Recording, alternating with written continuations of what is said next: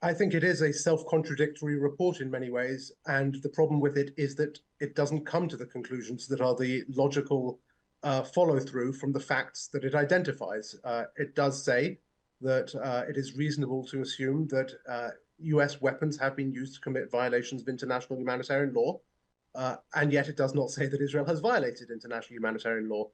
It does say that Israel has restricted humanitarian assistance into Gaza, and yet it says that currently Israel is not restricting US-funded humanitarian assistance in Gaza, which is an absurd thing to say, given that the IDF is at this moment closing and has closed for several days the Rafah crossing point, which is the main entry point for humanitarian assistance.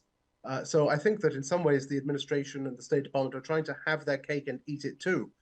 They're trying to be seen to be levying criticism while steering clear of the legal determinations that would bind their hands and potentially lead to restrictions on arms transfers in particular.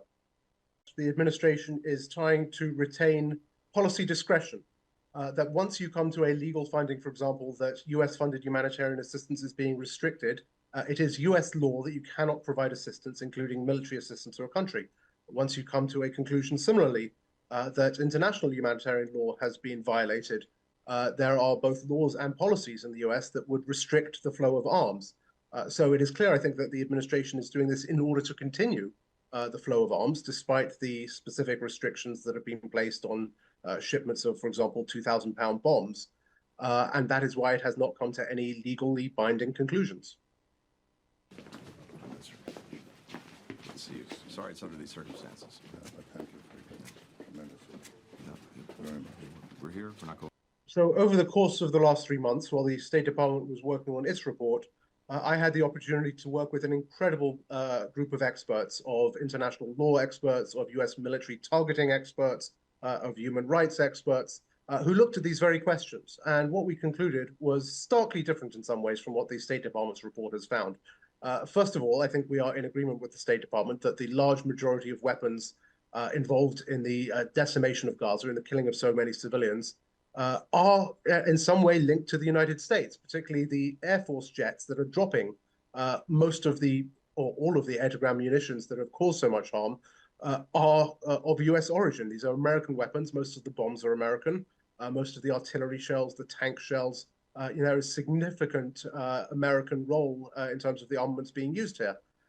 What we have seen at the same time is those armaments being used to kill at this point over 34,000 people in Gaza, of whom over 14,000 are children, in many cases striking targets in which there was no identified military objective. We have seen rules of engagement on the part of Israel that seem contrary to international, both military best practice, as well as commonly accepted international law when it comes to the principles of proportionality and discrimination.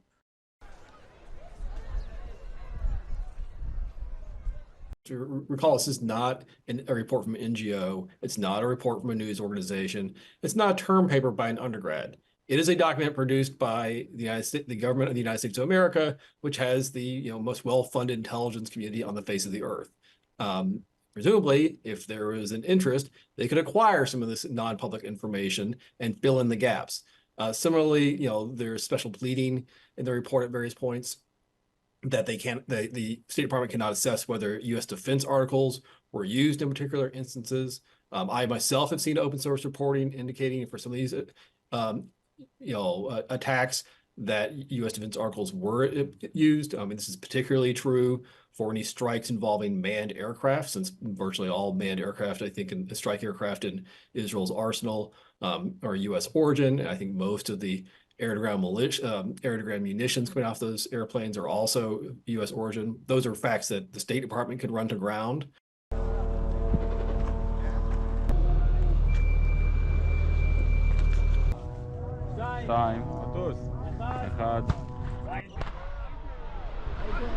Over the years, there have been various announcements that certain actors have committed genocide. So, for example, ISIS.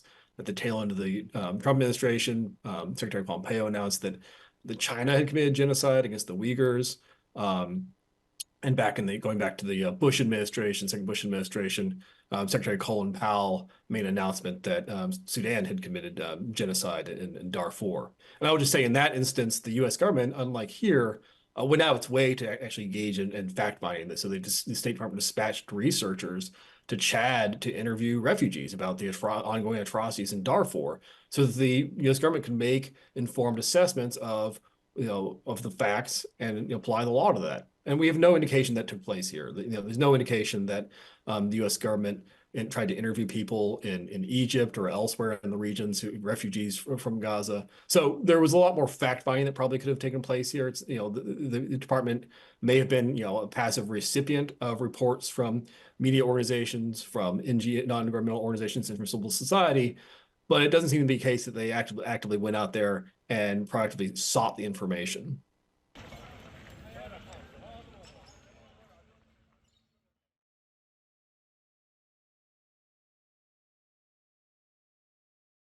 I think it's not something that allies should do with each other. It's also not 100% clear if it was just something they said in an interview, or if the White House today is already, from what I see, backing off on it a little bit. But I think as an Israeli, I have an issue with it. Israel and the United States has publicly stated that it stands behind Israel's determination to destroy Hamas as a fighting force. Hamas has declared very clearly it wants to destroy the state of Israel and kill Jews wherever they can find them. And American policy has been to support Israel in that fight, and going into Rafah seems to be the only way for that to happen.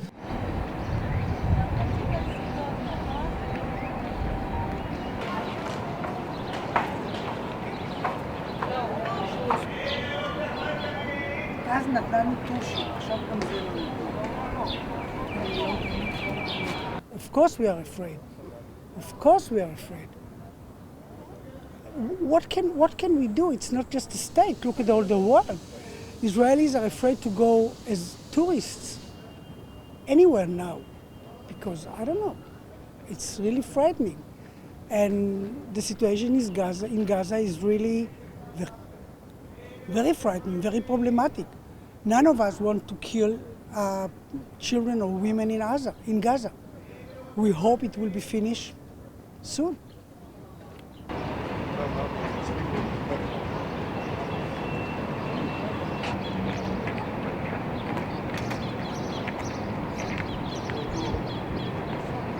It's very disappointing that he needs this political moment in order to win an election, that he has to step on his friends. He's a very, very devout and very firm believer of Israel, and we've always seen him to be a big supporter of the Jewish state and everything, and for him to have to play politics with this is very disappointing and very upsetting. לא יכולים, כן יכולים, מבחן התוצאה, הם לא כאן,